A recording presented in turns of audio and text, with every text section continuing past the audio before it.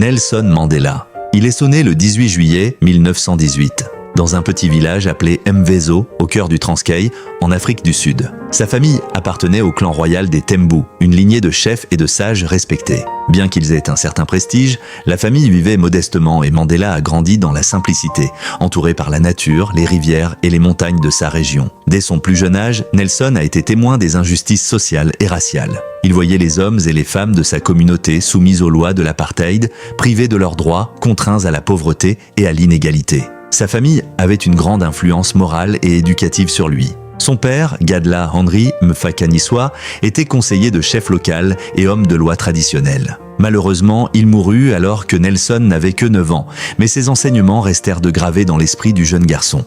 La justice, l'honneur, le courage et la responsabilité envers son peuple. Après la mort de son père, Mandela fut placé sous la tutelle du régent du royaume Tembu, qui lui permit de recevoir une éducation formelle rare pour un enfant noir à cette époque. Il fréquenta d'abord des écoles missionnaires, où il apprit à lire et à écrire en anglais et développa un intérêt pour la lecture et l'histoire. Ses enseignants remarquèrent rapidement son intelligence et son sens de la justice. Mandela continua ses études à l'université de Fort Hare, l'une des premières universités noires d'Afrique du Sud. Là, il s'initia au droit, à la politique et au débat public. Il comprit que la loi pouvait être un outil pour combattre l'injustice et protéger les opprimés. Mais comment ce jeune homme tranquille est-il devenu un leader mondialement reconnu pour sa lutte pour la justice et la paix? La réponse réside dans son expérience dès l'enfance. Il a vu la souffrance de son peuple. Il a compris la valeur de l'éducation Nelson Mandela, le chemin de la liberté dans un pays divisé où l'injustice était la norme, où la couleur de la peau déterminait toute votre vie.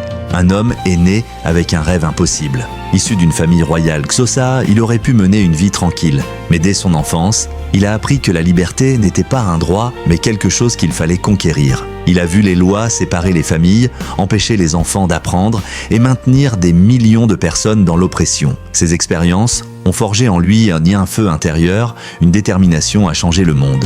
Mais le chemin de Nelson Mandela n'était pas facile.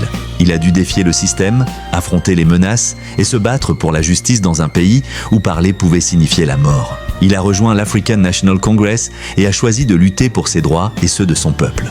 Il a été arrêté, jugé et condamné à 27 ans de prison. 27 années de murs froids, de cellules sombres et de solitude. Mais Mandela n'a jamais laissé la haine prendre le dessus. Il n'a jamais abandonné l'espoir. Dans sa prison, il a appris une leçon que peu de leaders connaissent. Le pouvoir du pardon est plus fort que le pouvoir de la colère. Il a compris que la vraie liberté ne se gagne pas par la vengeance, mais par la réconciliation. Quand il est finalement libéré en 1990, le monde entier retenait son souffle.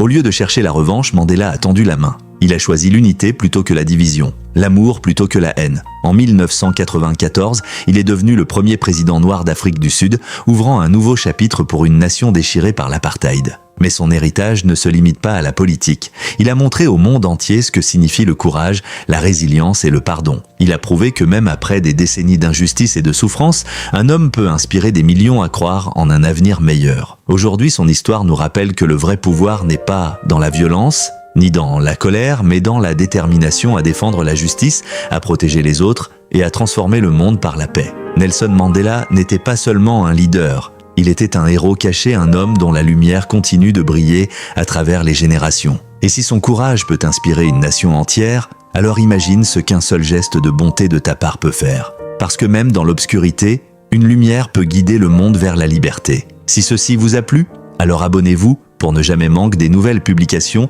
et aimable de partager à ceux que vous aimez. Demain, ou peut-être aujourd'hui, tu prends la résolution de faire du bien à quelqu'un et devenir son héros, notre héros.